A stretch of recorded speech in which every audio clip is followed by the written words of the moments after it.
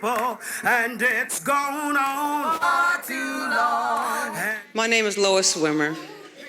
I am a Lakota native-born woman raised on the Cheyenne River Sioux Tribe reservation in South Dakota. I am a mother and a grandmother.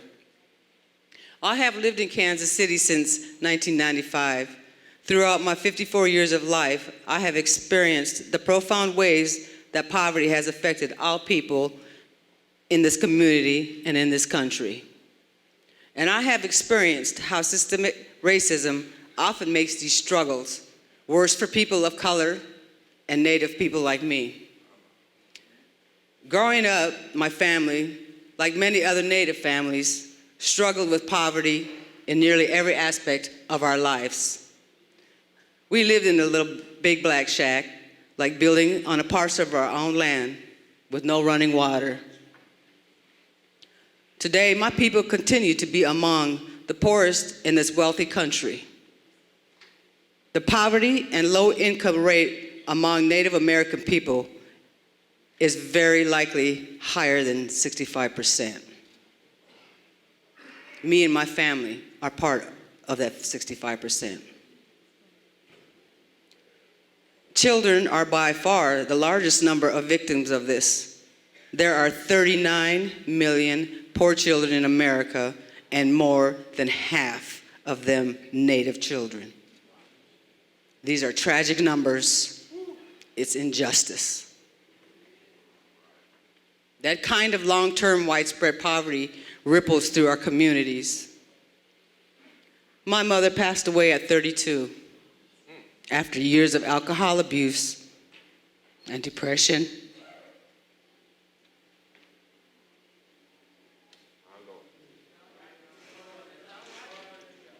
I was only 10 when I went to go live with my great-grandmother, who raised me. Because of her age, almost every day, I had to go find something to eat on my own. I left the reservation as a teenager, but I see how generation poverty and systemic racism affects people in Kansas City too. Currently, my income is only $470 a month from disability. My partner works for the same property management company as me and has had for 15 years. He makes $10.50 an hour. Our rent is $600 each month, all utilities paid. That means close to 50% of our income goes to housing. I share my one-bedroom apartment with my partner, my daughter, her husband, and my grandson. My daughter lost her housing due to low wages payments. They can't find an affordable housing right now, even with both their incomes. It's outrageous to think that recently that City Council concluded that $1,200 a month is affordable housing.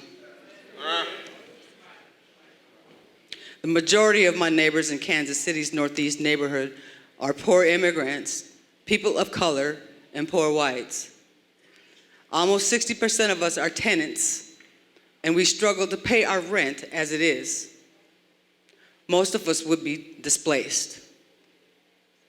In South Dakota, I own and on paper hundreds of tract acres of land. The names of my ancestors are still on the titles of that land, much of which the federal government today leases for pennies on the dollar for grazing, roads, and utility lines.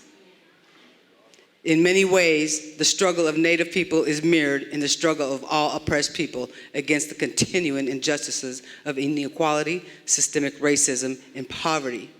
So we ask you to take action here in Kansas City and in the halls of our federal government agent against these injustices.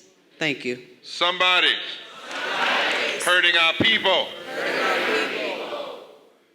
And it's gone on far too long. And we won't be silent anymore.